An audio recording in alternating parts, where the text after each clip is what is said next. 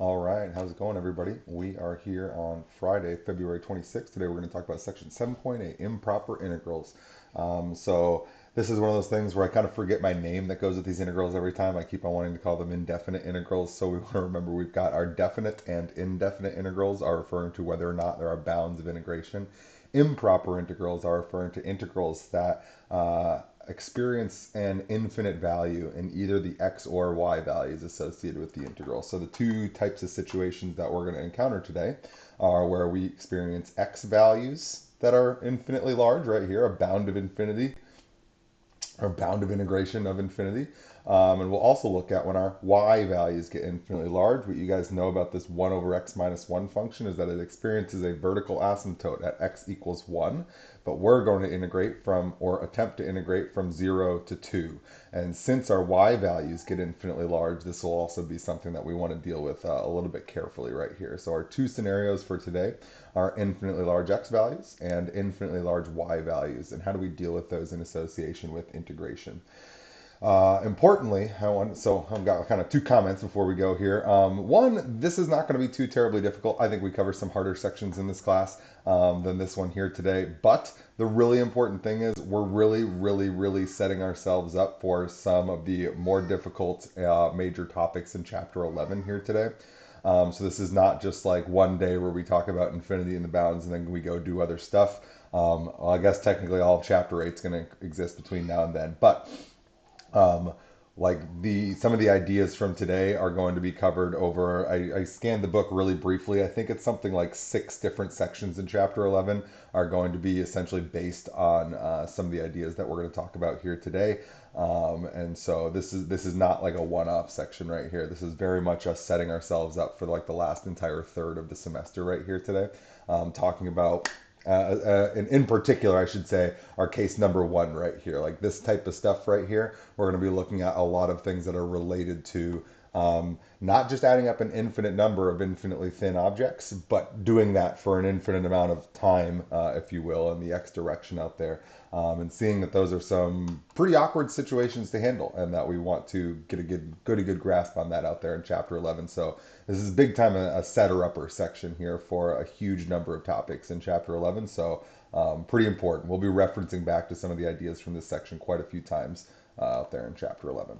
So let's start with some very classic examples right here. And again, these are things that we're going to discuss these two guys at length in chapter 11, quite a bit more. These will be sort of our, um, I don't know. This is one of those examples that like we just come back to over and over and over again to kind of remind ourselves how certain things work here. So these are going to be pretty important right here. Pretty simple, but pretty important things right here. So the thing that we kind of want to talk about here with this infinity is we all need to remember that infinity is not a number, right? And so something that we don't want to be doing here is I just want to say my very first thing I'm going to write today is it would be bad notation for us to say things like whatever the result is here, if we call lowercase f of x 1 over x, then what we don't ever want to do, and what I will get mad at you if you do, and what future math professors will think that you're dumb if you do, is write expressions that look like that. Infinity is not a number, and so you should not use it in place of a number. We can approach infinity, and that means that we should use limits in this expression here rather than trying to treat infinity like a number. So don't do that if you want people to think that you're educated. So avoid writing some notation that looks like that. So instead, what we're going to do is we're going to say, instead, let's use limits.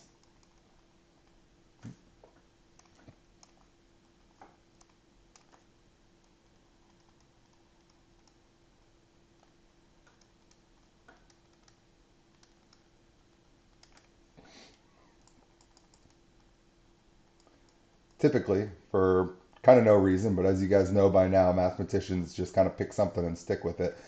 B is very often used as the like kind of placeholder variable here, where we can instead think about B as being like a number, where that number is limiting towards infinity out there, right? So this is our slightly more appropriate way to use this as a number, because now it would be acceptable for me to write this as being like our capital F of B minus f of 1. Or rather, I should say here, hang on, let me actually write this right if I'm going to write it here. Now we can say that this should be like the limit as b goes to infinity of whatever f of b minus f of 1 is going to be, right? So that's our more appropriate way to indicate how we're going to use this infinity here. So let's go ahead and do it. If we actually evaluate this integral right here, we should be getting a natural log of x in here.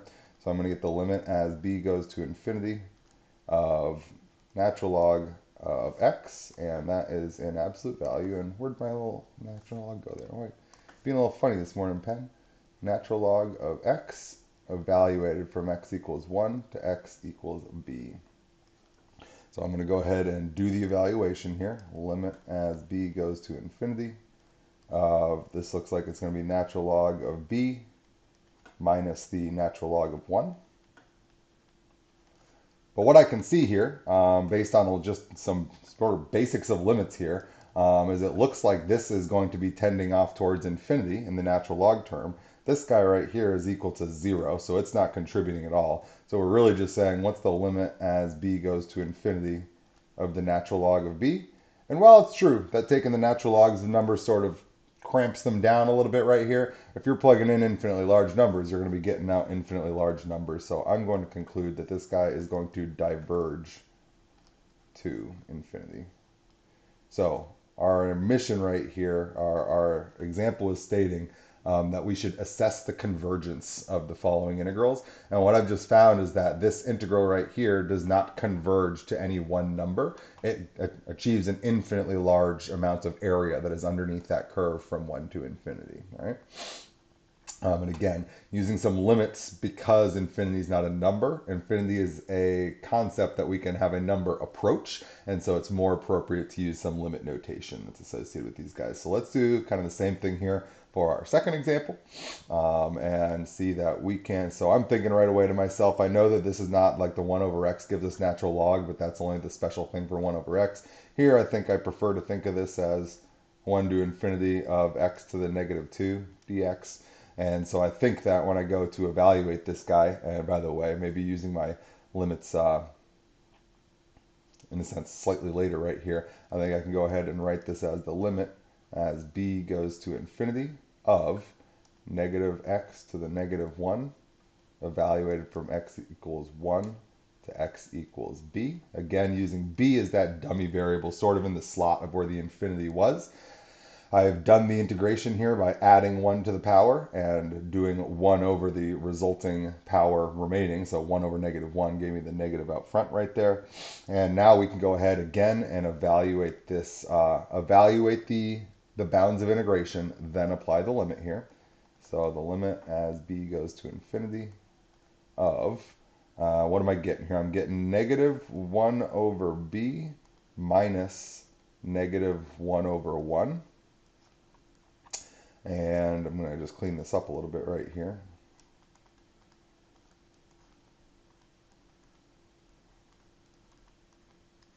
So it looks like I've just got to apply this limit right here. And the thing that I know is going to happen is that as b tends towards infinity, 1 divided by an infinitely large number is going to reduce down to just 0, right? So this should just be equal to 0 plus 1, which is equal to 1, right? So this seems to be the value this converged to.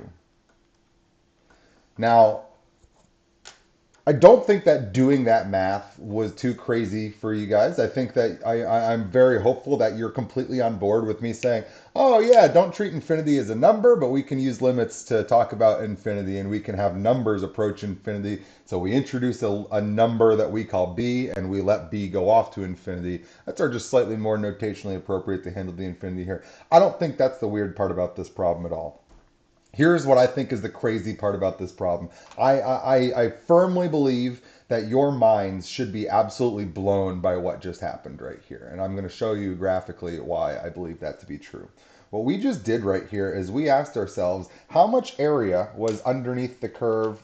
Let's see here. I got to do this as y is less than or equal to 1 over x. And I want that to be 0 is less than. So here's my 1 over x function, and we only wanted to do this guy for x being greater than 1, right?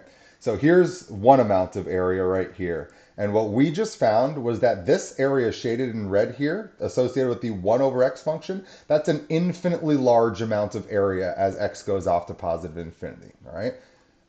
Does it look to you like this is accumulating infinitely large amount of area? I don't really think so, but I have a hard time visualizing x getting infinitely large and stuff like that. So now let me show you a comparison here. 0 is less than or equal, 0, oh my gosh, 0 is less than or equal to y is less than or, oh my gosh. Desmos, like I just feel like you know what I'm trying to do, and I feel like you're just fighting me all the time. 1 over x squared for x being greater than 1. So what we're doing is we're comparing this function in red to the function in green. And what I'm telling you is that the area that we're representing here in green going off infinitely far to the right is equal to a total area of 1. But the area in red going infinitely far to the right is infinitely large. So I'm going to say it one more time. I feel like your mind should be kind of blown that the area underneath the red curve is infinitely large and the area underneath the green curve isn't just finite, it's literally 1. That's really weird. And so I hope that what your takeaway is associated with this is that these functions, and man, like when I just graph these functions, by the way, right here, if I just look at like 1 over x, oh my God, Desmos, just help me for once. If I were to graph just 1 over x squared, looking at this guy right here, and you were to say to me, hey, quick, Tony, what function is that? I would probably look at that and be like, oh, 1 over x. And then maybe I'd look at it a little bit more closely and be like, oh, never mind. I can see that at 4, or at 1 half, we're at 4. So it's got to be like 1 over x squared. But it would take me some numbers in a moment to kind of figure that out, right? I don't even see these as being like two different functions visually. When I see 1 over x and 1 over x squared only in the first quadrant, I literally can't even visually tell the difference apart from them until I like carefully look at some x, y coordinates that are on them right here. But I'm telling you that the area under one of them for an infinite far distance is infinity, and for the area underneath the other one, it's just 1. That's wild to me. It's absolutely wild. So I think that what our takeaway needs to be on this is that on the one hand, we're going to do a bunch of graphical things today that are like hugely helpful graphical ideas. On the other hand, what you should be taking away from this is that I really, really, really, really have a hard visual time estimating areas when infinity gets involved right here. You can't look at those and tell me that one of these areas converges and one of these areas diverge. There's just no way for us to visually see this in a graph right here. That's kind of crazy, right? So we want to recognize that graphs are, and that's going to be kind of our lesson here today. And our lesson in chapter 11 is there's going to be situations where graphs are going to be wildly helpful to us to where we couldn't do the problem without consulting a graph. And there's going to be other times where graphs are going to be very highly misleading. And two things that look effectively similar to me are experiencing wildly different types of results that we're going to see from them out there. So really weird stuff right there, in a sense, right? So the doing the math wasn't that bad, but understanding kind of how closely related these functions are graphically and seeing the wildly different outcomes is pretty crazy, right? So I'm just going to say this is pretty crazy. Their graphs seem very, very similar.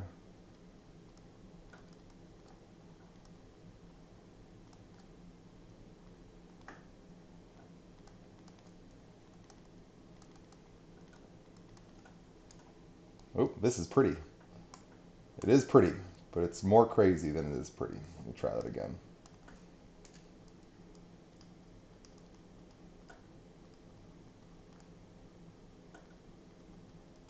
All right. So now that we've seen these two things, you should be asking yourself, well, what's the general idea then about powers of x, like 1 over x to a power, right? Like it seems like some of them get infinitely large and some of them convert, not just converge, but convert to like a small number out there, right? So let's see if we can do this in general with just a 1 over x to the p. And I've already said it a couple times, but I'm going to say it again. This has a huge bearing on some major concepts that we're going to be talking about out there in chapter 11, and we're really setting ourselves up to discuss those here today.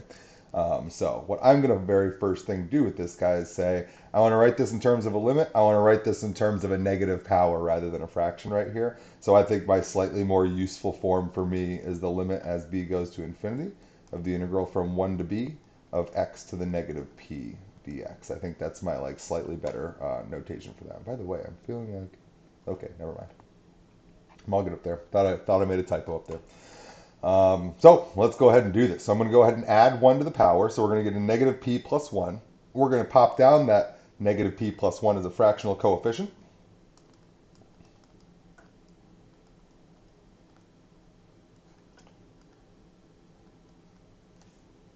That's not where I want that negative.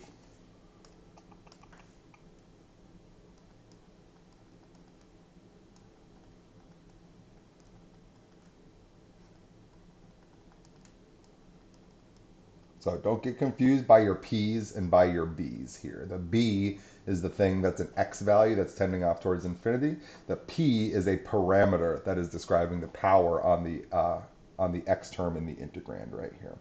What are we ending up with right here? Well, if I go ahead and I evaluate I first want to evaluate my bounds of integration, then I want to attempt to evaluate the limit. So evaluating this guy here, first things first, I'm going to write this denominator as a 1 minus p instead of a negative p plus 1. So I'm going to get a 1 over 1 minus p. And this should be times, I'm going to plug in b for x minus plugging in 1 for x.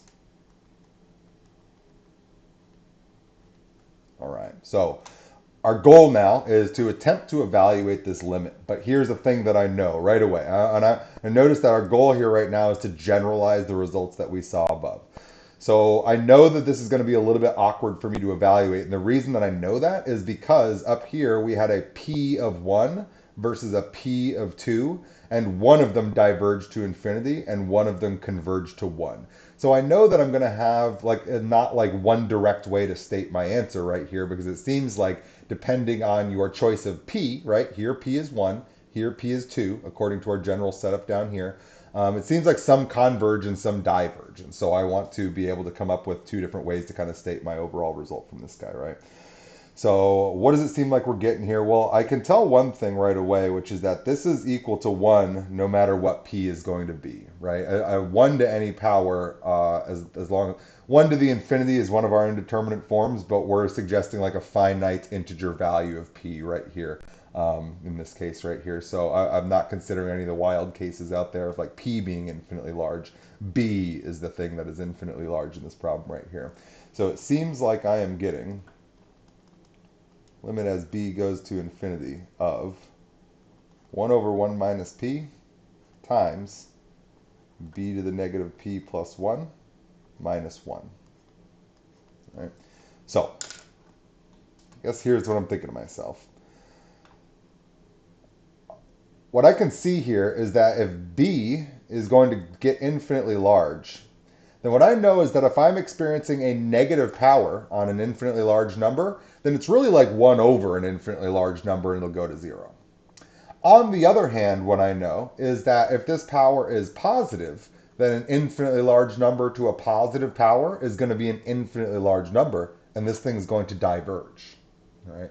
So what I'm noticing here is that whether negative p plus 1 is positive or negative will affect convergence or divergence.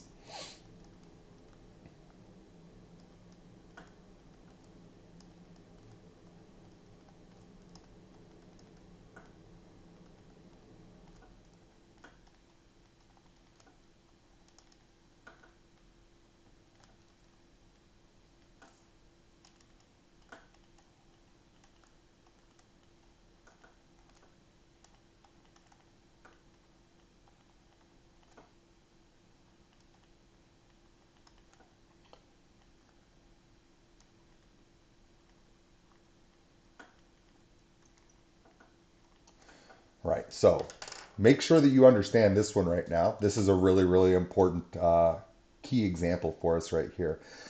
If we put a positive power on a number that's getting infinitely large, tending off towards infinity, then that tending towards infinity large number to a positive power will be infinitely large. If we are taking an infinitely large number to a negative power, then that negative really says actually take the reciprocal of that guy right there, and we're going to be getting 1 divided by an infinitely large number, and that's going to converge down to 0. So it seems like there's some distinction here where I kind of want to take like this idea right here. Where is negative? I'm going to do the simplest math I'll ever do here. P equals 1 is where the behavior switches.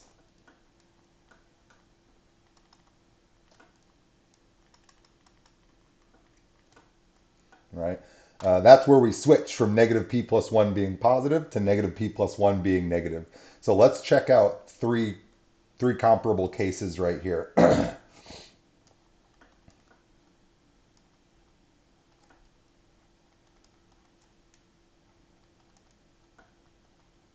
Test cases.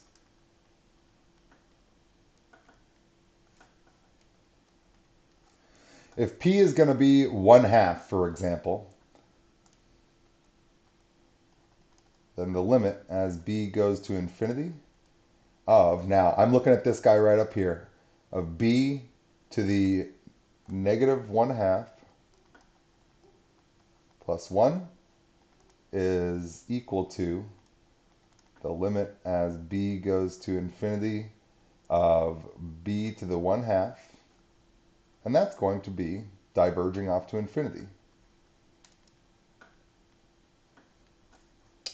So it seems like when we have these small p values here, it seems like we're going to get divergence. What's happening when p is actually equal to 1? We know that this is sort of where the transition occurs, but I don't know if it falls on one side or the other of the convergence divergence divide here. Then now we're looking at b to the negative 1 plus 1, and it seems like that's just going to be the limit as b goes to infinity of, oh, wait a minute, ooh. What is going to happen as p gets really, really close to 1 right here? It seems like our b term here is going to go to 1, but it seems like our 1 over 1 minus p is not going to be defined.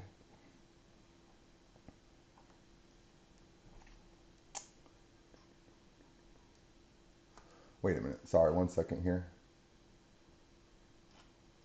I see what I'm doing. That's kind of dumb right here. Um, Sorry.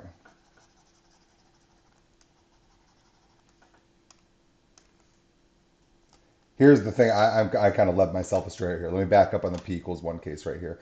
Notice that if p equals 1 when we come up here, that's the special case where this integral is not evaluated this way, right? That's where we don't treat this as the rational function, the general rational function. That's where we actually get out the natural log function, right? So this is handled separately right here. Then we're really getting our integral from 1 to infinity of 1 over x to the 1 dx is our natural log of x. Um, and this we've already shown diverges.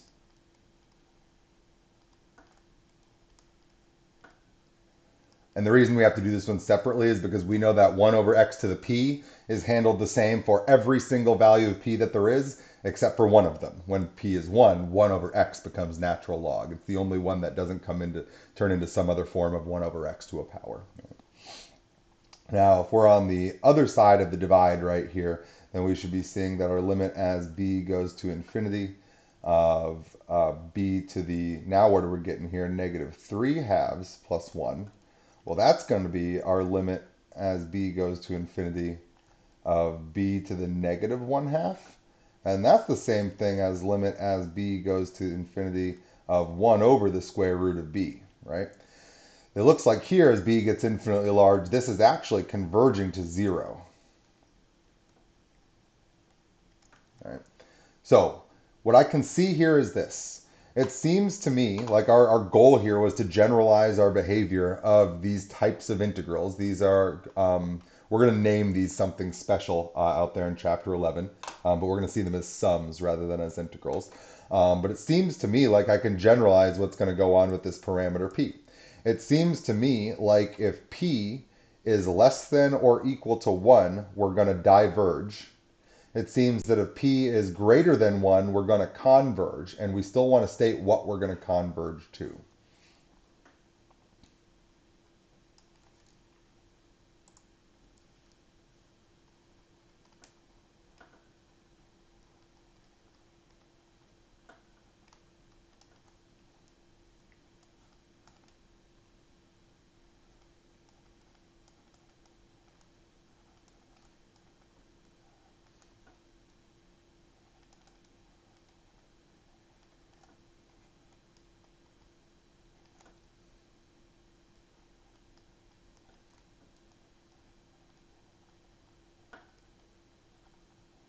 Now, what is this going to converge to if p is greater than 1? What you should notice from our little bit of math right here is that the b to the power of term went to 0.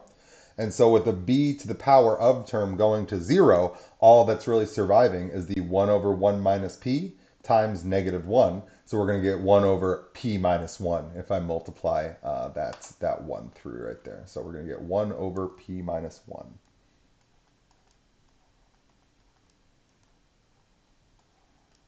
There we go. Um, Here, let me just center this a little bit better now that I wrote that a little bit funny right there. So those are apparently our two scenarios right there. Um,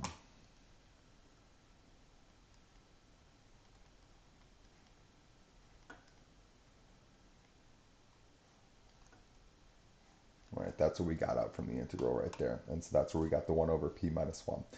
So these are pretty important guys right here. We're going to use these as a basis for comparison a huge number of times in chapter 11. These 1 over x to the p expressions right here. And so this result that we just got right here of divergence and convergence, we're going to reuse this same result like kind of a ton of times. We're going to compare a ton of things to these, and we're going to talk about integrals that we just straight up have no idea how we can judge their convergence or divergence directly, but we're going to be able to compare those weird ones to these simple ones that we now fully grasp how it's going to work out regardless of what the power of p is, and that's going to allow us to make comparisons that are going to allow us to draw the conclusions that we want, which is going to be really cool. So next up, infinity in both bounds. So the thing that was working out for us nicely up here was that because there was only one infinity, we could just throw out one limit right here. We kind of still want to maintain this like one limit situation right here. And so a very common thing to do when we see infinity in both of our bounds right here is to say we've got this number line here that we're going to go off from negative to positive infinity. This is our integral from negative infinity to positive infinity. And instead, what we're going to want to do with this guy is say, listen, I don't want to have to deal with two different limits with two different variables that are tending off towards infinity. So instead, what we're going to do is we're going to pick an arbitrary location, A, and we're going to think of this as the integral from negative infinity to A plus the integral from A to positive infinity. This will allow us a place that we can break down this integral location, break up this integral into two different integrals, each of which only have infinity in one of their two bounds. If either of these integrals diverge, then the whole thing diverges because we can't talk about addition or subtraction of infinities here.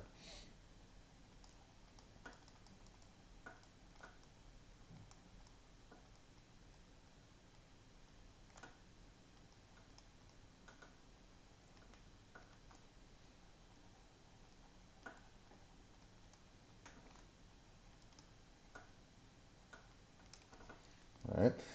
So our typical move when we get double infinities in our bounds of integration is to just pick a number to break up this guy at so that we can do two integrals that are just up against each other, right? We're adding up the area from negative infinity to a and then adding up the area from a to positive infinity, and we can just sort of pick an a for ourselves.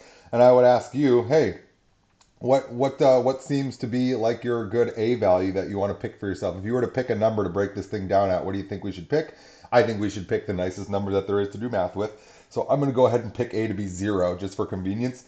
And that's typically a thing like in all of math that you should always do. If you have a choice of a number where it doesn't really matter and 0 is acceptable and not going to give you like a division by 0 error or something weird like that, pick 0. Why wouldn't you? So what I'm going to say is that this is equal to the integral from negative infinity to 0 of x squared e to the negative x cubed dx plus the integral from 0 to positive infinity x squared e to the negative x cubed dx. And this is just me ripping this integral in half so that I get to deal with infinities one at a time right here. And so I think now my way that I can, I'm going to set myself up to do my u subs, and then I'll write my limit statements as well as my antiderivatives at the same time right here. Both of these are going to get handled the exact same way because they are the exact same integral right here. We just need to but notice, by the way, if that was just an e to the negative x, we'd have to be doing integration by parts twice. but because that's an e to the negative x cubed, the derivative of x cubed is essentially x squared, give or take a constant multiple, so it looks like we can get away with just a u sub here. So u equals negative x cubed, therefore du is going to be negative 3x dx, and I want to rewrite this as negative 1/3 du is, so that's an x squared right there, x squared dx. And now I've got the components that I want there. It's like symmetry and proper definite integrals. This isn't really a symmetry argument right here. This is just directly tied to our, this is one of our like basic integral properties that we learned back there in like chapter 5. That's like the integral. If we have that a is less than is less than or equal to b is less than or equal to c, then the integral from a to c of f of x dx can be written as the integral from a to b f of x dx plus integral from b to c f of x dx. This is just saying if you're trying to find the area of some two-dimensional region, there's nothing wrong with putting a vertical slice in that region and thinking about adding up the areas of the two regions that you've sliced down the middle of. So we're just drawing a slice and saying, well, if you just add these two things together, that's equivalent to the original whole right there. Remember that this is just us saying, do all of your Riemann math. Instead of doing it from negative to positive infinity, just do it from negative infinity to a, and then do it from a to positive infinity. That's just making a two-step process out of a one-step process that's still getting us all the same rectangles and all that stuff out there. So it seems like I can now do two things in my next line of math, right? I've got my u sub set up for myself so I can do my antiderivative, and I know that I want to use limit statements to help me handle our two infinity cases right here. So I'm going to do our limit as, and I'm going to do for my first one, I'll do a. It looks like a is going to be going towards negative infinity of the antiderivative of these terms right here. And what did we get? We got, oh, sorry, we have to do I'm setting up my u sub. I'm not actually taking the integral yet. I'm just u subbing right now of the integral of from a to 0 of, and it looks like we're going to pop out that that 1/3. Should be getting a 1/3, right? Didn't I included the, yeah, I did include that right there. So we're going to get a negative 1/3 x squared dx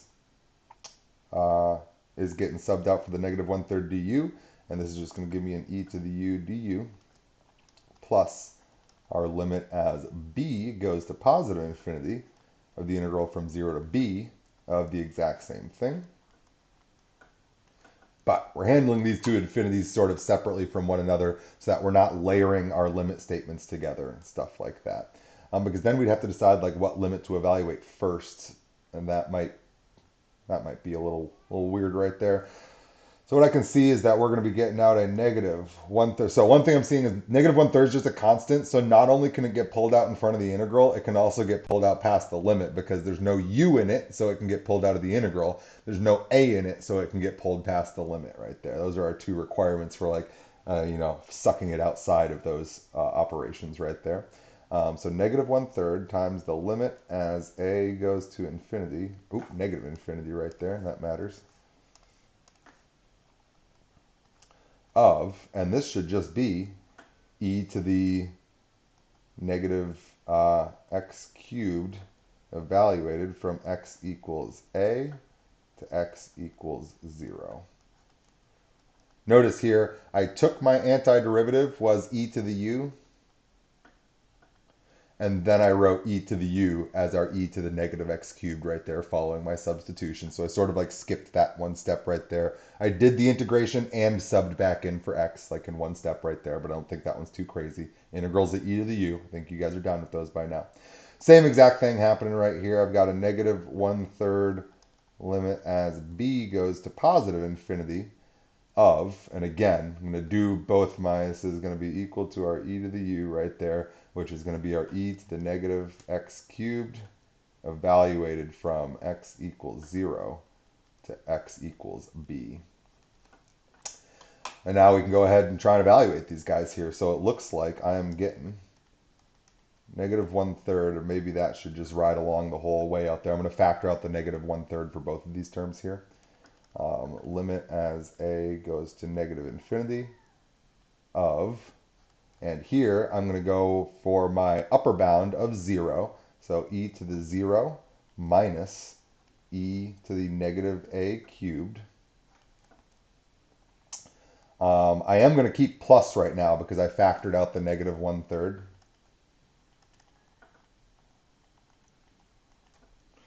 And notice this one is going to be in the flipped order, right? Our upper bound is b, so I'm going to get an e to the negative b cubed minus e to the 0. And importantly, we want to remember that e to the 0 is certainly going to just be 1.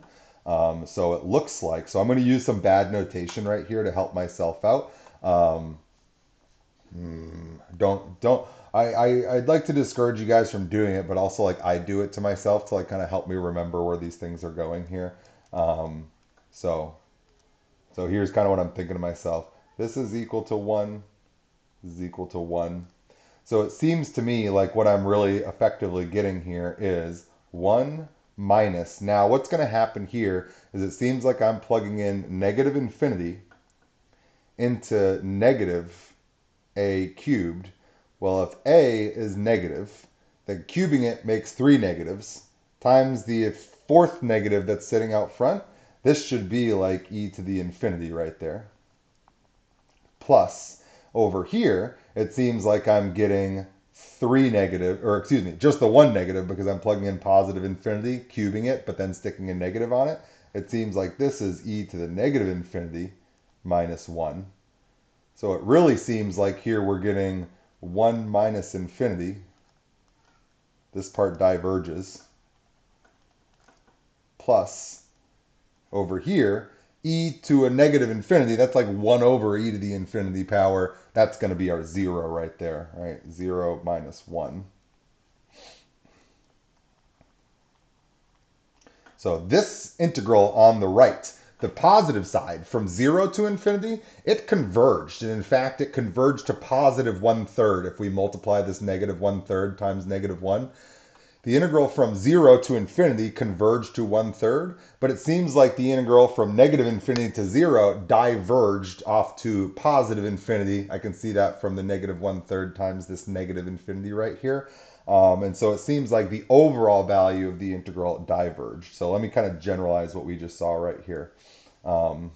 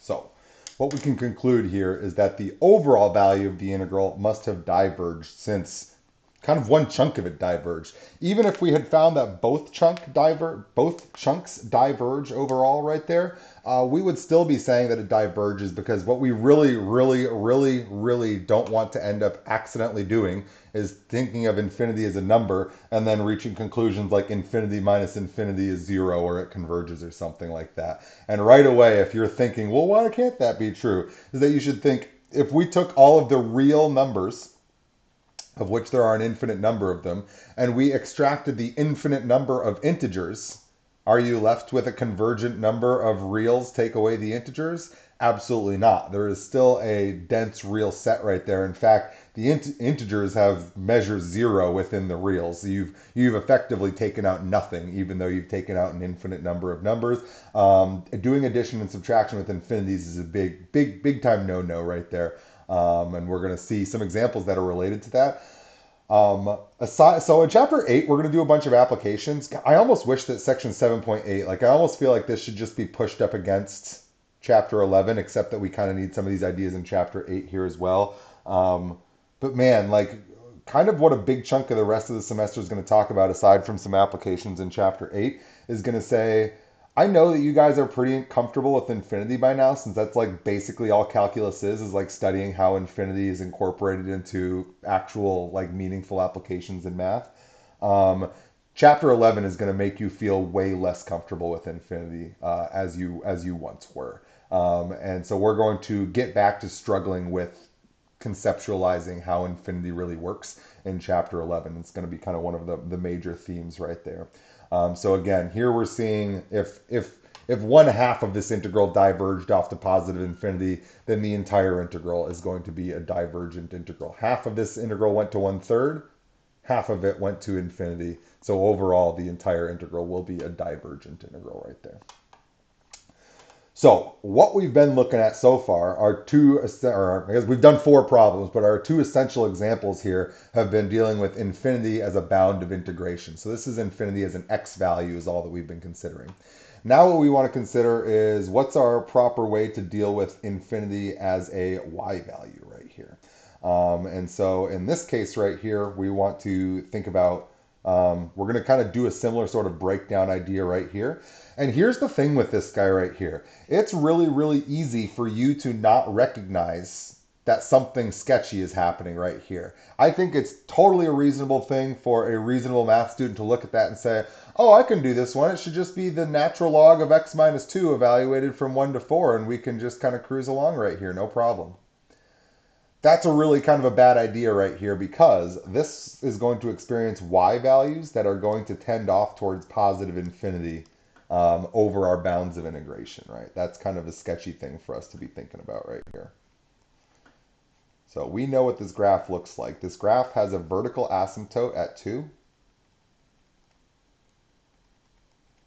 And this graph is going, we're interested in the bounds from 1 to 4. So this graph looks something like this. And we are interested in the area from 1 to 4.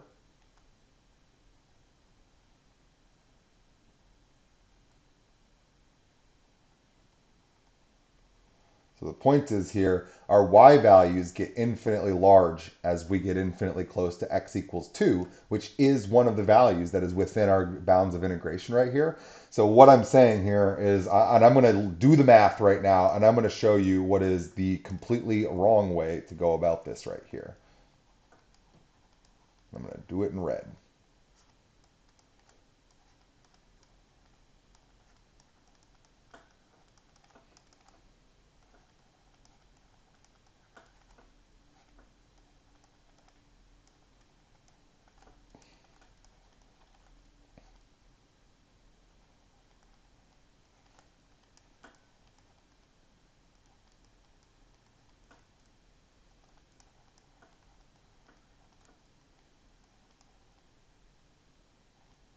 Notice here, absolute value of 1 minus 2 is the absolute value of negative 1, which is just 1. Natural log of 1 is actually just 0. So this is, the claim is that we would be getting natural log of 2 right here for an answer. We want to be using extreme caution with suggesting that that's the way that this guy's going to pan out. So this is not appropriate because we just integrated over a vertical asymptote.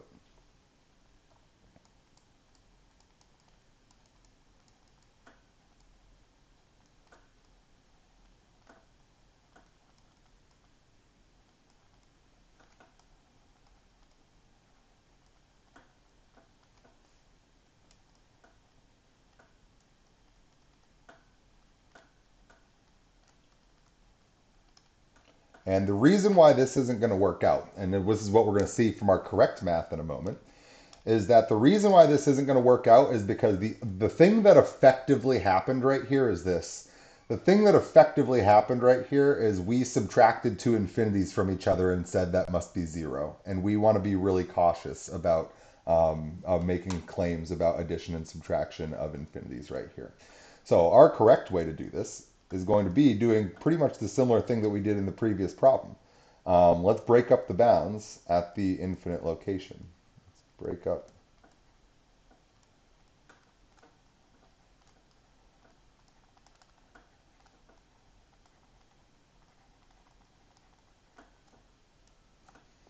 So what I'm going to do now is I'm going to break this guy up. So we've got the integral from 1 to 4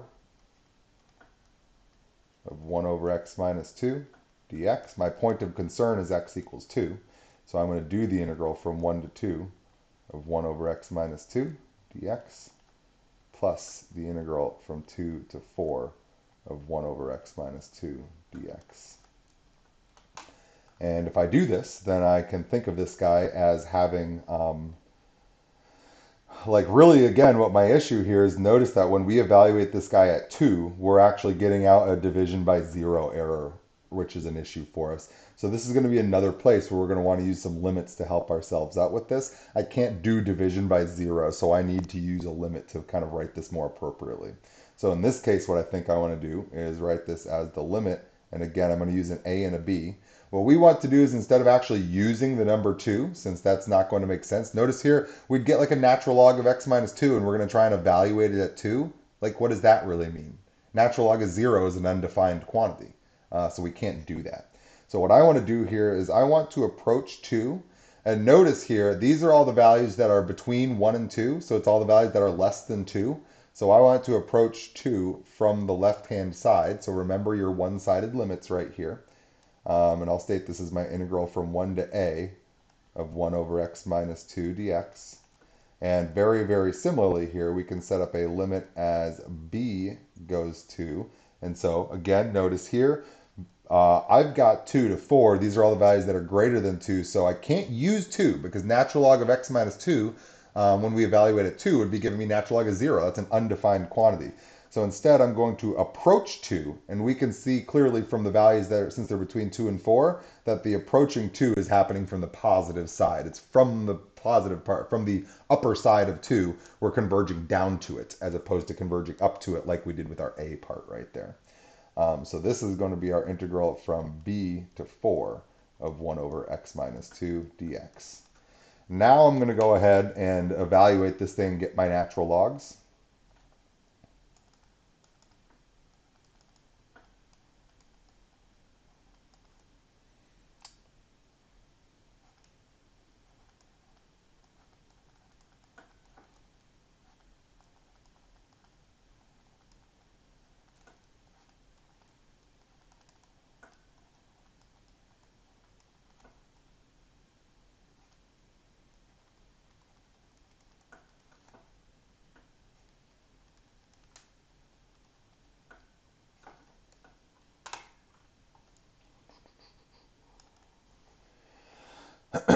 And it seems like what I'm getting here is the limit as a approaches 2 from the lower side, so like 1.99999 of natural log of a minus 2 minus natural log of absolute value of 1 minus 2. Notice that that actually really matters right there, that the absolute value bars are there. Because we can't take natural logs of negative values, but the absolute value bars say, don't worry, you're not. Wait a minute, did I write my bounds wrong? I think I did, didn't I? I did. Notice right here, I just copied the 1 to a. That was correct, 1 to a. This should be b to 4. I wrote those guys wrong right there.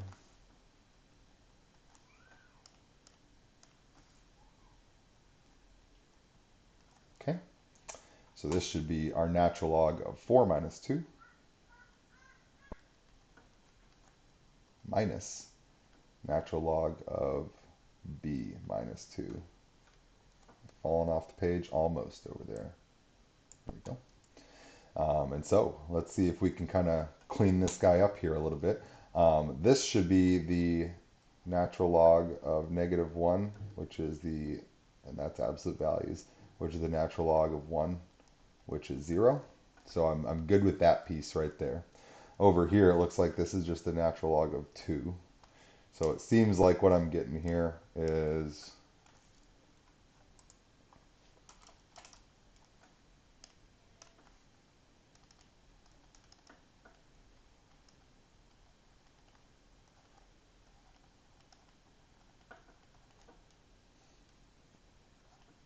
right? Because the other part was just 0.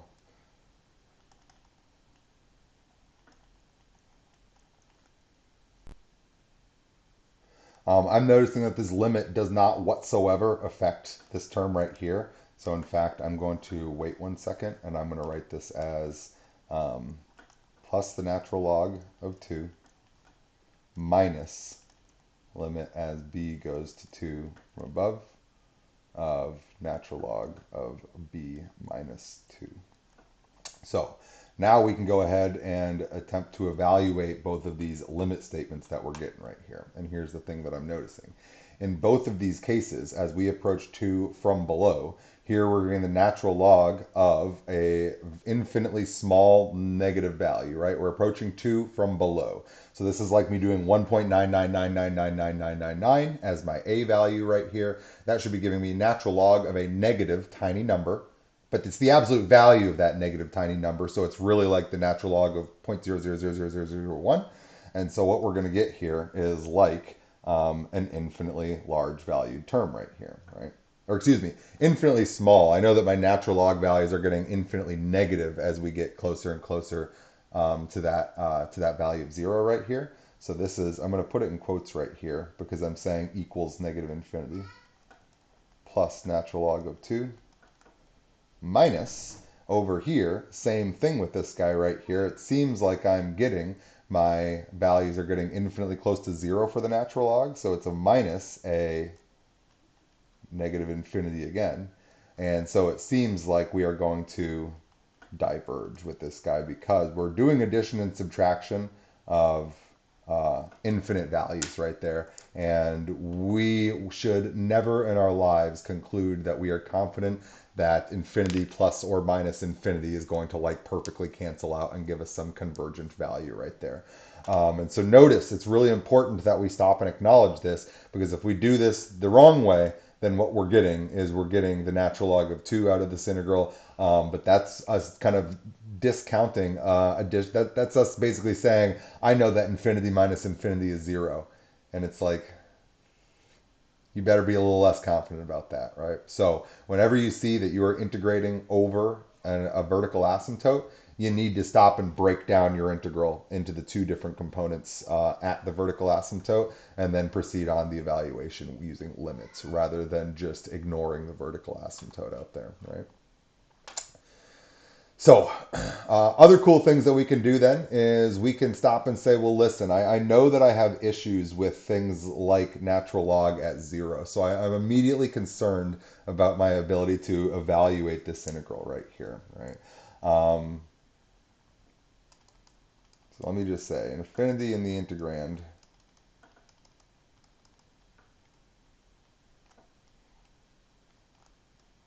I don't like this. Now, I'm picturing what this looks like here. And what I'm picturing to myself is, here's my natural log of x function. What I know that we're looking at right here is this shaded region right here. Right, this is our region of interest going up to 1, 0 right there. Right, there's my area of interest. Right. What I'm wondering is, I feel really uncomfortable about this infinity in the integrand. I would feel a lot better with infinity in bounds of integration.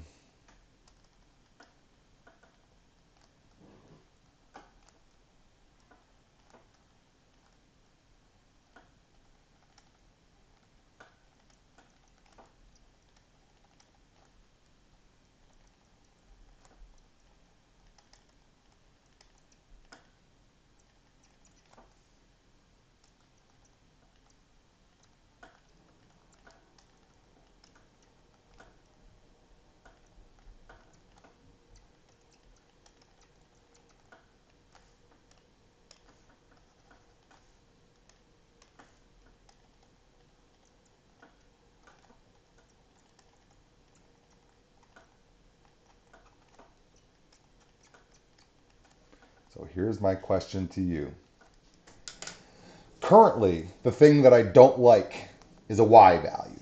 My y values are getting infinitely large, and I feel much less comfortable with the previous problem that we did than the first couple problems that we did.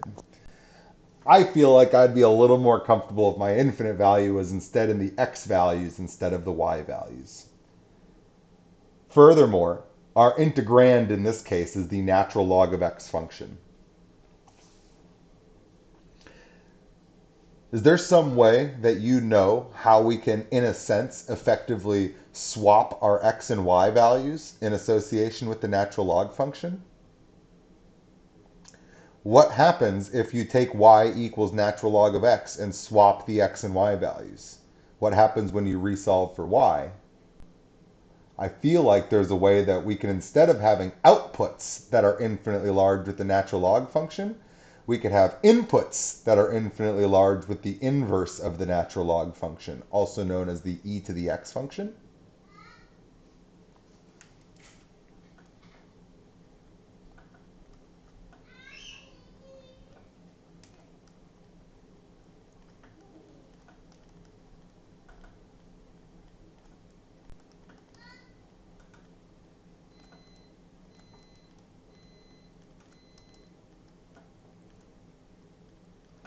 So if I'm picturing my e to the x function now,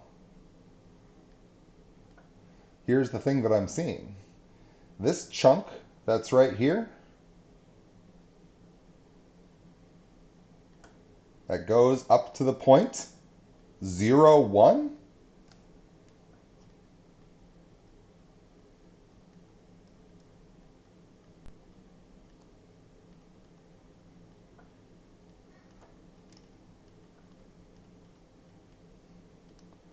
this seems to be an equivalent way of rephrasing the thing that I'm looking at. Literally notice that all I did was mirror image our idea over the line y equals x. Cool? So it seems to me like the integral from 0 to 1 of the natural log of x, which makes me feel uncomfortable, dx, looks like it could be able to be rewritten instead as the integral from negative infinity to 0 of e to the x dx. I feel like this is a super cool idea right here. This is us recognizing that if all an integral is doing some geometry, area is a quantity that is independent of location or orientation in the plane. If the geometric region is the same, then the area is the same, and therefore the integrals should be equal to one another.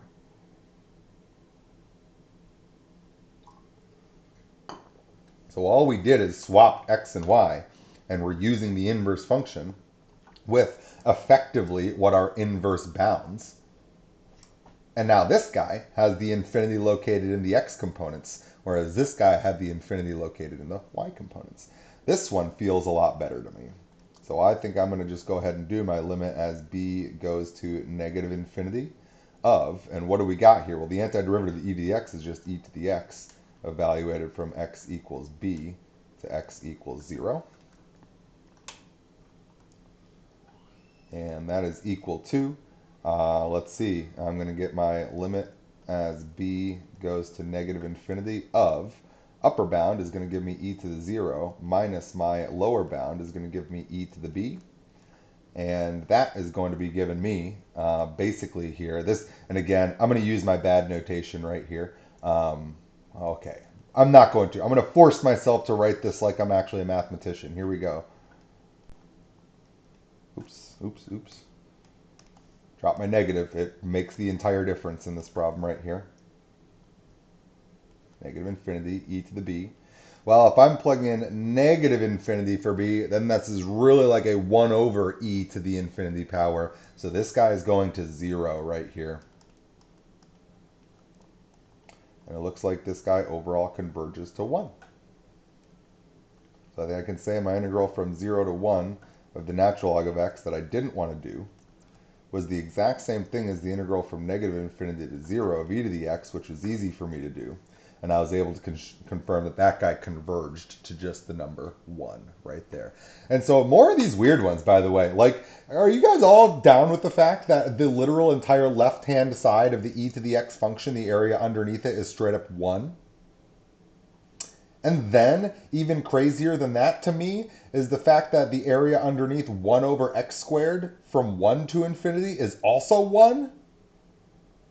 So, what I am again hoping that your takeaway from this so far is honestly a little bit more confusion. I think that an appropriate response so far in this video is you saying to yourself, okay, I feel a little bit less good about infinity than I did an hour ago. I think that that's a reasonable place to be.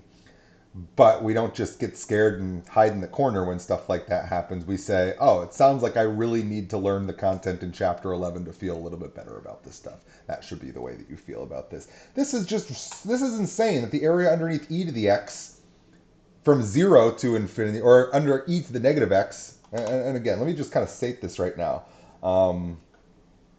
Weird.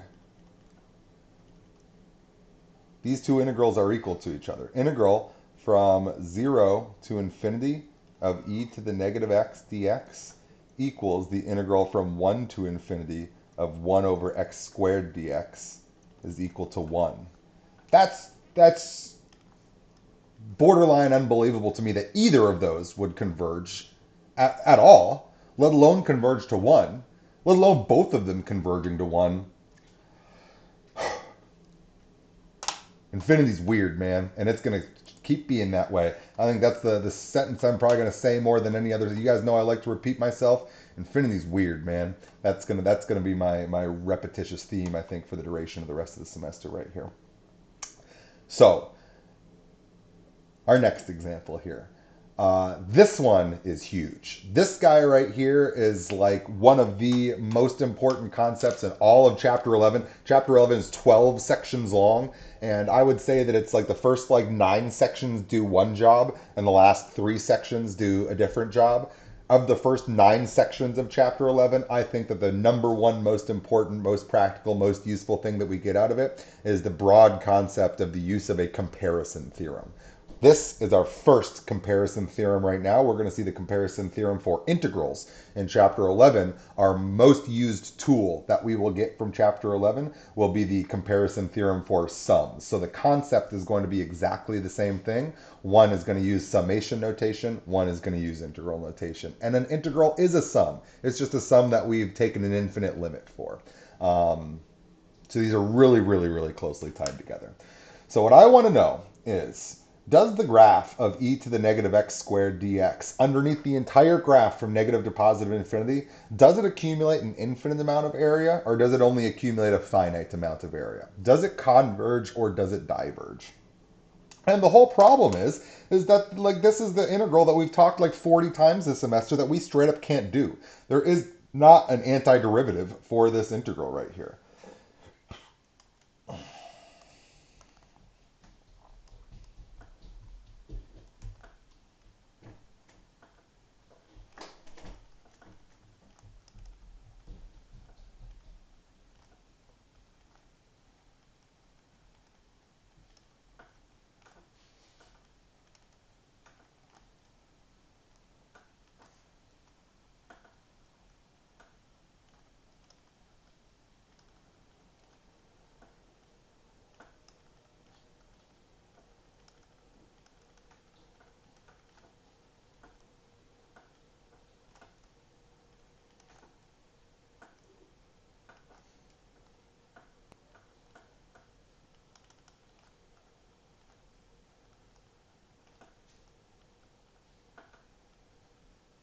Mhm.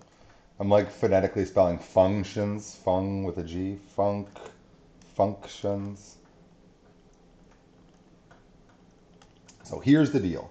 We straight up can't do this integral, but I still want you to be able to tell me with confidence, is the area underneath it infinitely large or not? And I just want to remind you, man, your confidence should be low.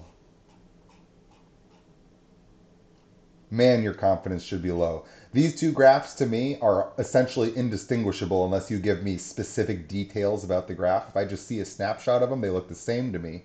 One of them had an infinite area, one of them had area of 1. That's crazy. That's a huge, massive difference. So we better be pretty dang sure about this thing here, right? My confidence has been shaken so far in class today, right? So integral from negative infinity to positive infinity of e to the x squared. Well, we better take a look at this function. I feel like is the thing that I'm seeing right here. And so here's my thoughts on this right here. What I know that I won't be able to do at any point is do this integral. It's not like just us introducing some limits to handle the infinities is going to help all magically make this integrand integrable. That's just not going to happen, right? I will not ever do this integral, but I still want to know one of its most important features. Does it converge or diverge?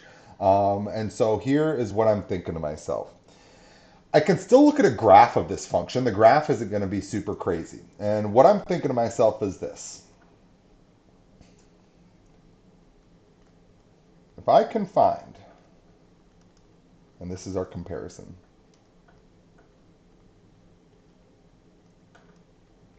if I can find a function, g of x, where g of x is greater than or equal to f of x. And by the way, I want to name this f of x real quick here. This is our f of x that I'm kind of specifically referring to. Where our g of x function, the one that we're just going to make up, we're just going to come up with a function g of x. We need to pick one that has this property where it's larger than f of x. Oh, come on, chair. And if we knew that, and if the integral from a to b of g of x, if it if it converges,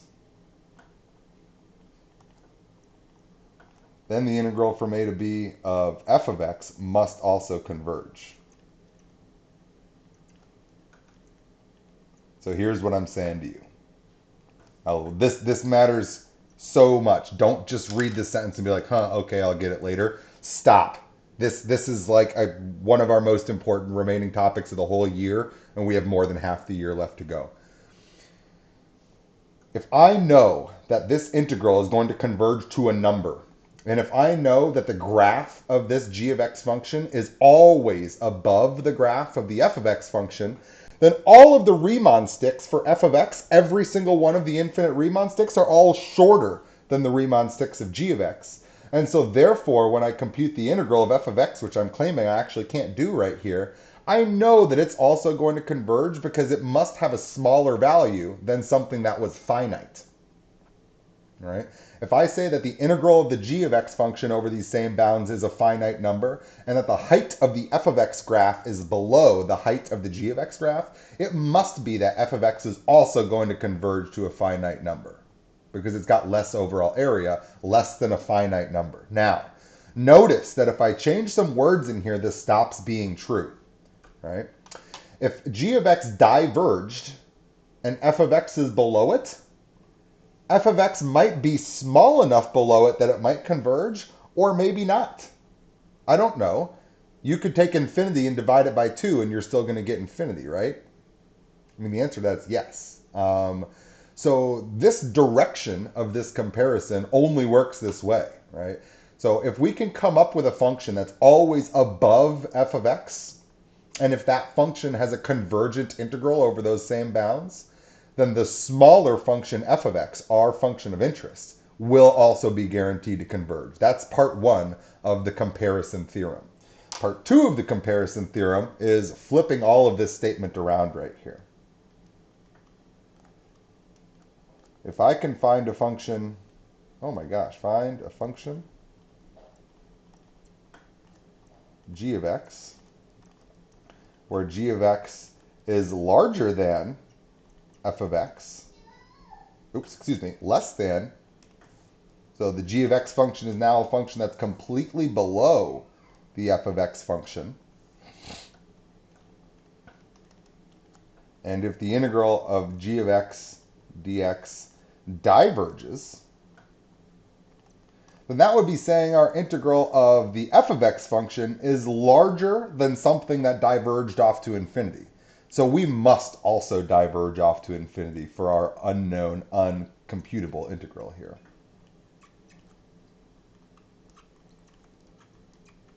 So this is, in a sense, kind of simple, but it's also pretty simple for you to get these comparisons not in the right order right here, right? So the point is, if we can find a function that's so big that its integral diverges, and our function that we're struggling with is even bigger than that, it's also going to diverge off to positive infinity. On the other hand, if we can find an integral that converges and our function is even less than that one, then it must also converge, right? So this is in the two extremes. G of x are the two middle functions. F of x are the more extreme than that versions. It's if g of x diverges and f of x is even bigger than that, then f of x also diverges. Alternatively, if g of x converges and f of x is even smaller than a convergent thing, then f of x is also guaranteed to converge. And at no point are we talking about actually evaluating the number that we would get if it converges. I just want to know, is the value from that integral finite or infinite? That's the question that we're asking. Converge or diverge. And so what we want to try to do here is we want to try to find functions that we know are strictly above or strictly below this integral, or this e to the negative x squared function, so that we can use them to make comparisons here. All right. So if we think that this converges, then our goal would be to find functions that are above this function that themselves also converge, because our function would be below it, so it would have less area. And so if something bigger than that converged, then something smaller than that is guaranteed to converge. All right. So I feel like we need to go to a Desmos here and take a gander at what we're looking at. So what we're looking at over here, oh man, these are some scary graphs that we're reminding ourselves of here. Let's get rid of those guys. So what we're looking at here is our e to the negative x squared. All right. And by the way, you guys should absolutely recognize this as our bell-shaped curve, right? This is the core of the normal distribution function right here. If you go look up your normal distribution equation, it's got like 7 other parameters littered throughout that thing, but they're all just constants that are affecting the shape and location and stuff like that, not the like when I say shape, I mean just like the width, like stretches and stuff like that. That structure of the shape will remain always with the e to the negative x squared stuff. So here's the thing that I'm thinking. I feel like this graph is getting super, super, super close to the x-axis right here, to where it seems to me like we're accumulating essentially nothing out there in the tails. It seems like the bulk of all of our area, like most all of our area, is right there in the middle. So it seems to me like my intuition is telling me that this converges, but I'm shook right now, right? Based on that 1 over x and that 1 over x squared, I really don't trust my graphical intuition to take me all the way there. So here's what I want to do. My instincts tell me, just by glancing at the graph, I'm like, I kind of think this thing converges. So if this is going to converge, then what I should be able to do is find a function that is completely above this function and show that the area underneath that function that I can hopefully take the integral of also converges, because then our lower height function is guaranteed to also converge by having a smaller integral value. Right? But here's the thing. Do you know any functions that remain above this for all time and converge? And here's some stupid ones that I can do. Y equals 1, in a sense, works for us, but what's the area underneath y equals 1 from negative infinity to positive infinity is it's going to be infinitely large. The area underneath an infinitely large, like if we're doing our comparison here, if y equals 1 diverges to infinity and f of x is e to the negative x squared is completely below it, that doesn't tell me anything, because we could be less enough that we actually converge to a finite value, or it could just be a smidge less than infinity, and still be infinitely large. So that's not a helpful comparison for me because it's above it, but it diverges. I want something that's above it, but converges. Yes, y equals 2, a fantastic suggestion right there, yes.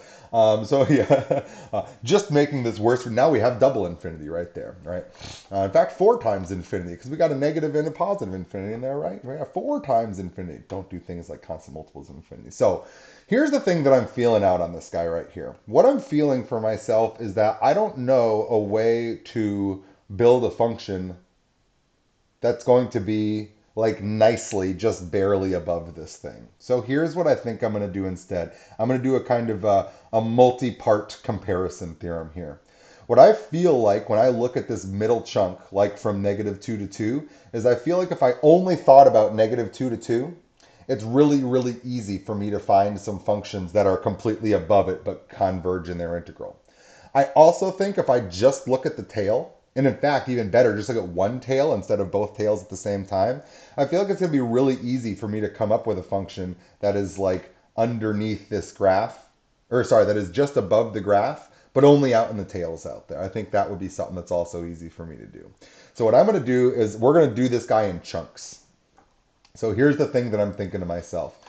I feel like there's like a downward facing parabola that I could easily come up with that's going to kind of do that kind of stuff for me right here. And here's kind of all I'm thinking. Let's do like a x minus, well, I know that I want this parabola centered at 0, so I'm just going to make that ax squared. I feel like I want this to be a plus 1 right there because I think that I can make my parabola just open downwards with a negative a value and do something like this, right? So I'm hoping that you guys are down with the fact, and in fact, I think I just kind of nailed the one that I want to look at right there. Not quite, but pretty close. So I'm thinking that there should be some integral like this guy right here, like where I'm seeing the negative 1/2 x squared plus 1 seems to be exclusively above our curve. And I can clearly tell that the integral from, negative 1 to 1 or something like that is obviously convergent for our parabola right here. So that's going to be our inner piece right there. So I'm only doing the comparison theorem for the inner part first. Now I need to say, well, now I'd need to handle my tails, right? So now I'm wondering, is there a function that I can come up with that's strictly above the black curve right here, but that I know is going to converge? And I'm thinking back to some functions that we've already seen converge today.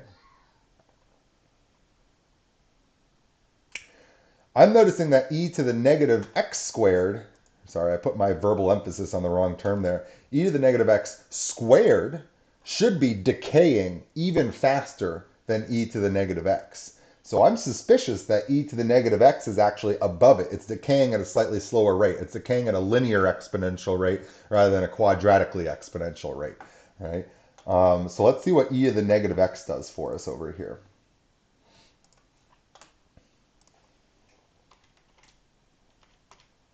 Very interesting. I'm going to turn off my parabola for 1 second.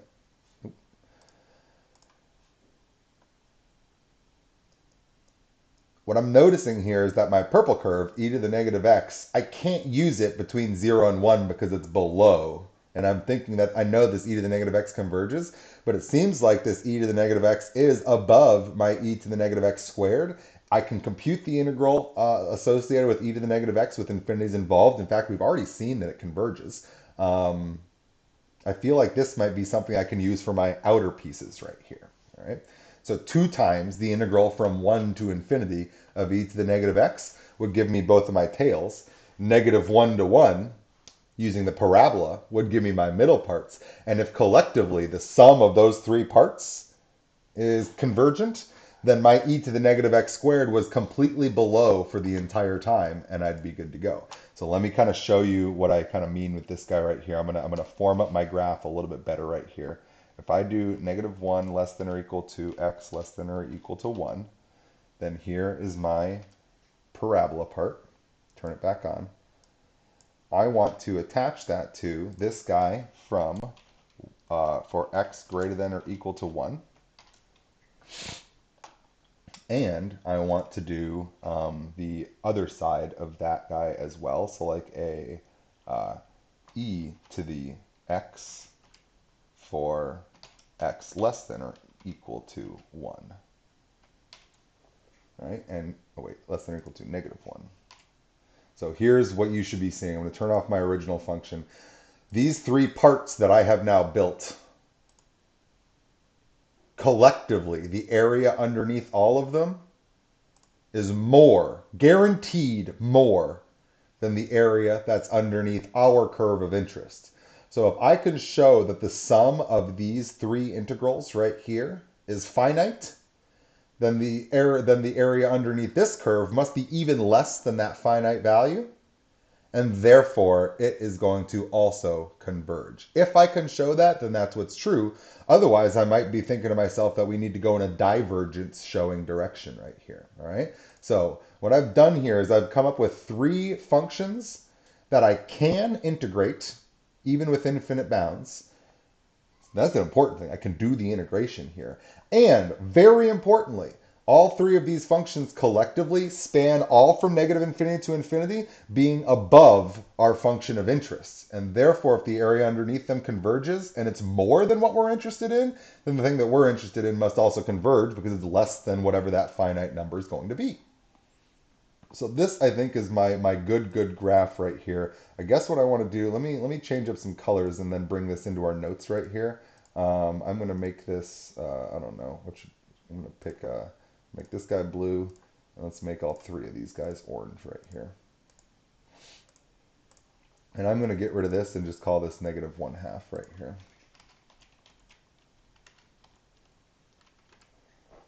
All right. So here's my kind of three pieces that I'm building right here. All right. So let me snip this thing and throw this into our notes.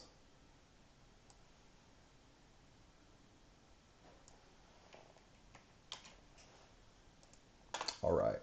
So let's see if we can now do the math to show that this is going to be true right here.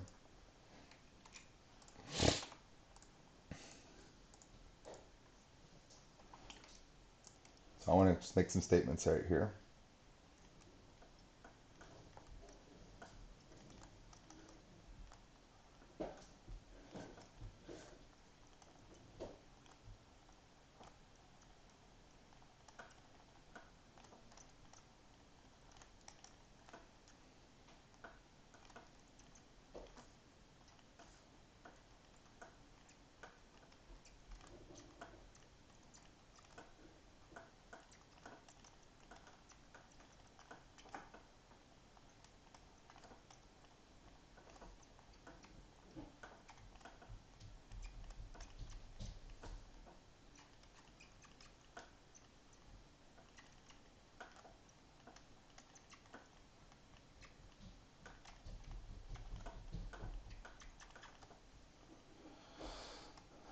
So just by screwing around with some graphs right here, and again, the fact that I picked like a parabola for this middle piece, kind of totally arbitrary. In fact, we honestly could easily be picking the function y equals 1 right there, and it wouldn't affect our ability to do this. Y equals 1 from negative 1 to 1, we're going to get an area of 2. There's no reason I couldn't have done that. I was just trying to pick functions that look like they're going to be close in a sense right there. And since that one looked like that, I was like, feels like a parabola to me. All right, so what I know is this. Is that kind of how do I want to phrase my statement right here? Let's say here that g1 of x equals negative 1/2 x squared plus 1 has that g1 of x is greater than or equal to f of x over negative 1 to 1. And g2 of x equals e to the negative x has that g2 of x is greater than or equal to f of x over 1 to infinity. And I'm also noticing, by the way, I'm going to use some symmetry here and notice that the area from 1 to infinity here is obviously identically symmetric to the integral from negative infinity to negative 1 over here. So I'm actually just going to double up that integral rather than actually like use the positive e to the x function right there. I'm just going to use a little bit of symmetry to help myself out with that guy. And then we'll wrap it up with one other comparison example here today. So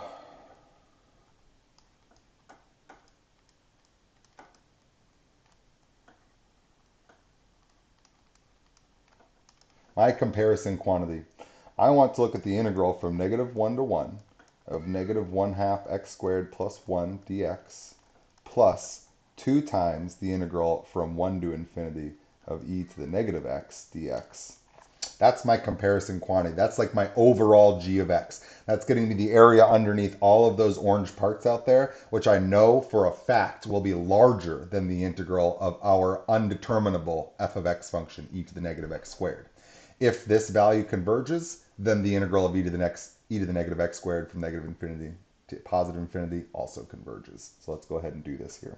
So what am I going to get? I'm going to get here a negative 1/6 x cubed plus x evaluated from x equals negative 1 to x equals 1 plus 2 times the limit as b goes to infinity of, and what are we getting here? We're getting of negative e to the negative x evaluated from x equals 1 to x equals b.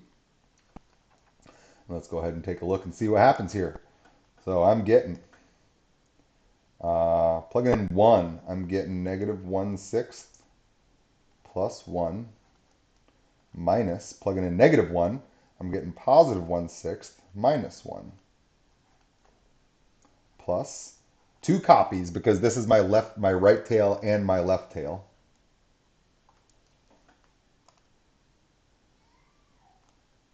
Make a note of that here.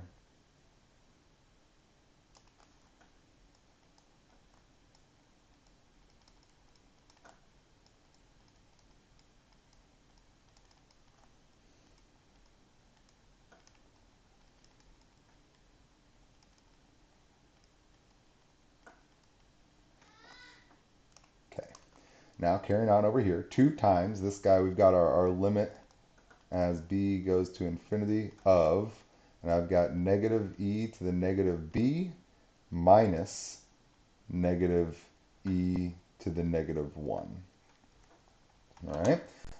So what do I get over here? It looks like I'm getting from this guy, I'm getting 5/6 minus negative 5/6 plus 2 times. I'm going to evaluate my limit now. E to the negative infinity, that's 0. Looks like we're getting a plus 1 over e. I don't care. Converges. Don't care what to.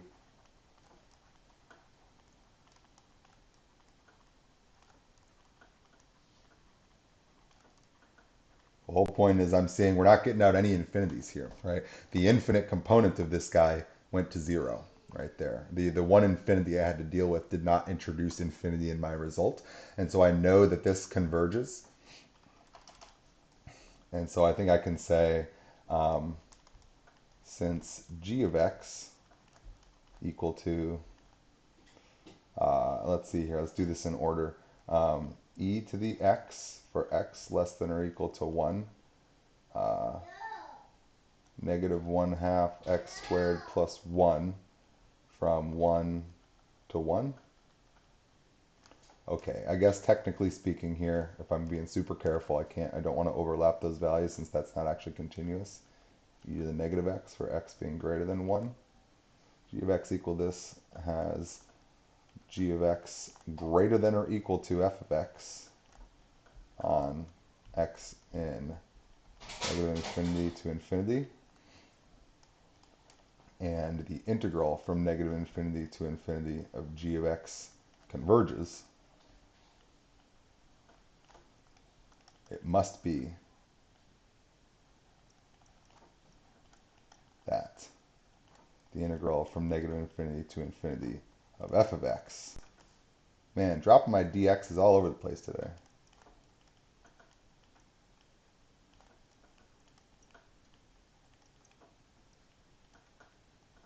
So here, that's my concluding one word right there. Since I was able to come up with a function that was above our function of interest and it converged, our function of interest must also converge, right?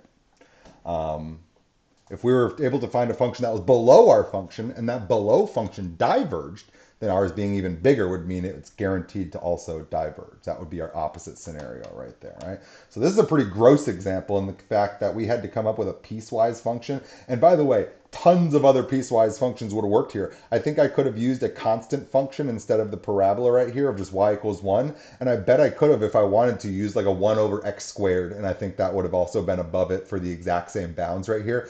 Tons of functions. So the point of this comparison theorem is you need to now be a mathematician and be like, hey, out of all the functions that I've learned in the last, 5-10 years of taking algebra, whatever it is, can you come up with a function that has a desired property?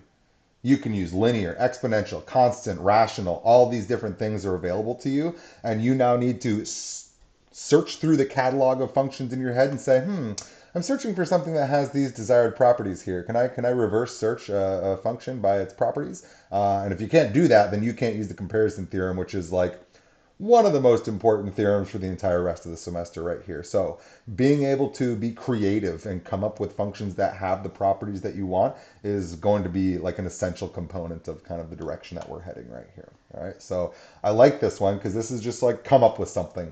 If you can integrate it and if it converges and if it's always above our function that we can't integrate, then the function we can't integrate, I at least know that it does converge. And by the way, I do think that this is known to converge. I think it's like I think it converges to like 1 over square root of 2 pi or something like awkward like that. It's like I think there's like a square root of pi is in there. I'm pretty sure that's what this actually converges to. Really awkward, but something like that. Maybe that's actually too small based on our Desmos graph over here. It does look like it's going to have area close-ish to more like a 2 or something like that, maybe. I don't know. There's something weird with like roots of pi that are involved with it. I don't know quite exactly what that's going to head off towards right there. But it does converge. We know that now. So again, I can't perform this integration, but I'm positive that we won't get infinity out. And that's kind of weird because we're adding up an infinite number of objects for an infinite amount of time, and we're still not getting an infinite value. Pretty interesting. So let's look at, and I think, yeah, this is our last example right here. Another comparison example that they show in the book right here is this. If we want to perform this integration, you should notice that we literally can't do this. The integral of e to the negative x over x dx has no antiderivative. So the point is, we're in another case right here. Holy cow, wait, okay, yeah. Where you literally can't do this integral. It's not physically possible for you or any other human to write down an antiderivative for this guy. But that doesn't mean we can't find out meaningful information like will this diverge or converge. Right? And here's the thing that I know. I know we've already shown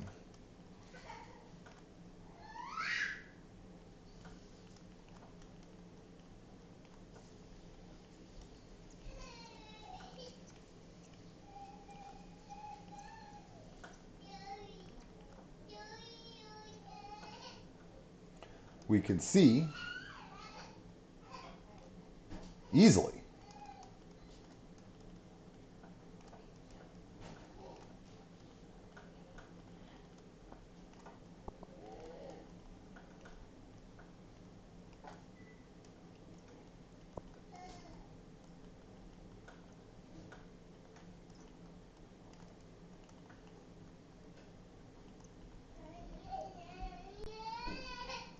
Right? Um, has right? So here's the thing I'm trying to say right here. Again, we're trying to make some comparisons. So when I see this, I'm immediately saying to myself, well, I know that e to the negative x over x literally doesn't have an antiderivative, so there's no way I'm going to compute this integral. I can't determine convergence or divergence by just doing the integration. There isn't integration that any human on Earth can do associated with this integrand. But, so I'm now saying to myself, okay. Maybe I can compare this to an integral that I do know how to check the convergence of, right? And what we've shown is that the integral from 1 to infinity of 1 over x, it diverges. It's the very first example that we did today. The other thing that I know is that if we build any function that has even more stuff in the numerator, more positive stuff in the numerator, that g of x is guaranteed to be above the 1 over x function. And if we're bigger than something that diverges off to infinity, then we also must diverge off to infinity, right? So it must be the case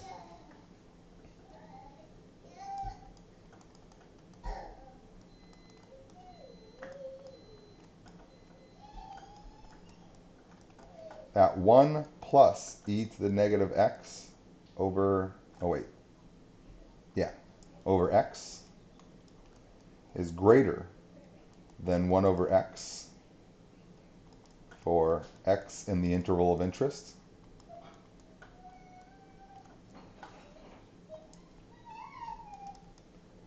Therefore, the integral from 1 to infinity of 1 plus e to the negative x over x dx must be greater than the integral from 1 to infinity of 1 over x dx.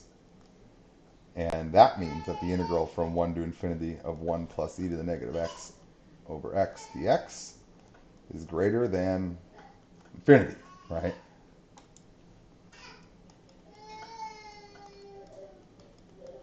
That's by the comparison theorem.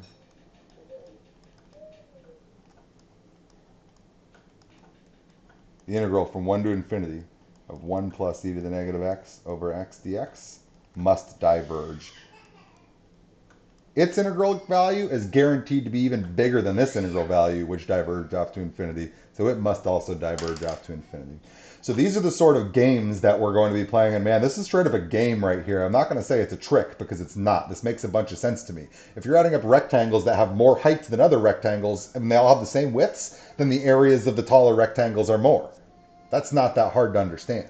Um, but there's more of like an art to this now, and that's what we're really going to see out there in chapter 11. Is that it's like it's up to you, man. It's like saying like, okay, I can't do this integral. What's an integral that I do know, that I know for sure what the relationship is between this one and this one, right? I want to come up with something that's closely enough related to this that I can make direct comparison statements like we did right here, but to where I know about the convergence or divergence of the thing I'm comparing to. So what you should see as my kind of wrap up for today is that this statement that we came up here with right here, the 1 over x to the p, we are going to use the heck out of this thing out there in chapter 11, because anytime we end up seeing some kind of crazy integrals like this guy that we straight up can't do, you're going to look at that and you're going to say to yourself, you know, this seems related. I think I know the relationship between this integral and the integral of 1 over x. And very importantly, 1 over x is now one of our like base cases where we're confident in exactly what's happening with anything of the form 1 over x to a power, because we've covered all of those cases in our third example here today, right? So these comparison things for determining the convergence or divergence of an integral is saying if we can learn a couple of our simple cases, and the most important comparison cases are 1 over x to the p. We're going to use those ones the most as our comparisons.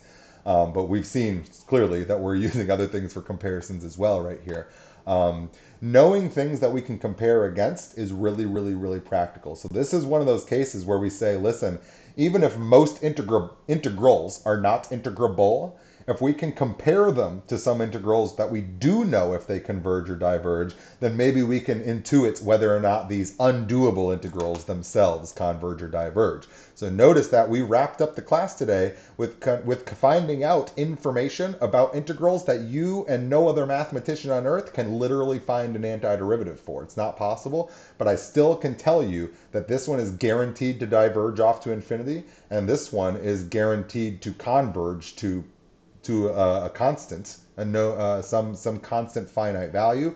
I know that for a fact by using the comparison theorem to compare them to more easily understandable integrals. And this g of x is not a nice function here, but it's one where I really definitely understood every single one of its components. And the sum of its components was some finite value. And again, I really don't care what the number is that we get out of this guy right here. It's a finite value. That's all we're trying to judge, was finite or infinite. And we're able to do that with confidence, despite the fact that you now, I am hoping, have a lot less graphical confidence than you had before. It's not like I want you to be less confident. It's that I don't want you to be overconfident. And it's easy to think you know more than you do in our upcoming scenarios here. And so that's where we want to like kind of say like, all right, maybe I'm not as good with infinity as I thought that I was. Maybe I'm not as good at looking at a graph and telling you properties of that graph as I thought I was.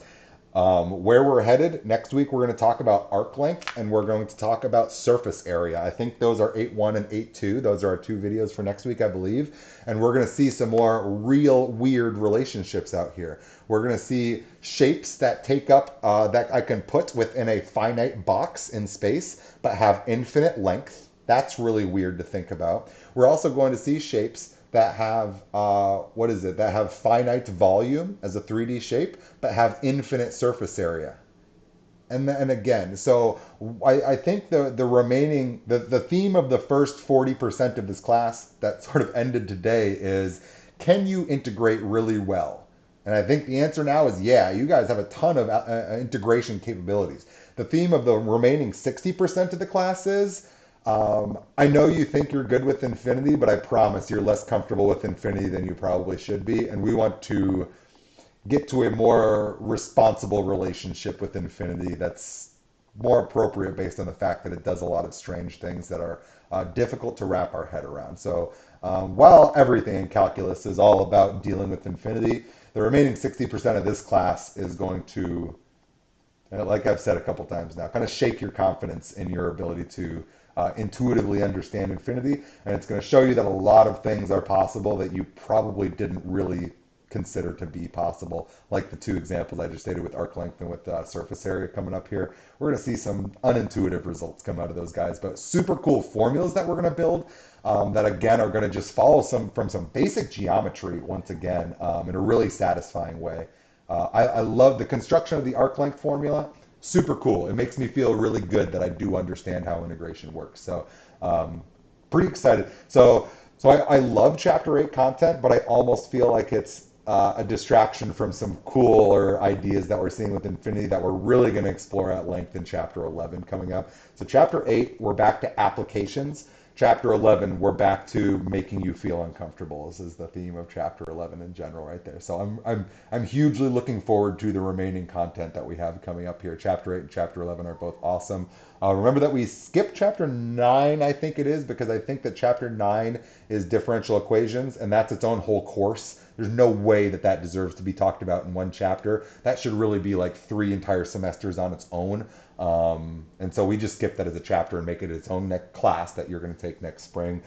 Chapter 10, we're going to look a little bit about at parametric and polar things, but we're only going to hit like 2 or 3 sections in there before we. So the bulk of the remainder of this class is Chapter 8 and Chapter 11 out there. So I will see you guys next week in our 8.1 and 8.2 arc length and surface area. I think you're going to find them to be really satisfying, or at least I do. It kind of brings us back to some great geometry ideas. So I will see you guys next week for that one. Have a good one, everybody.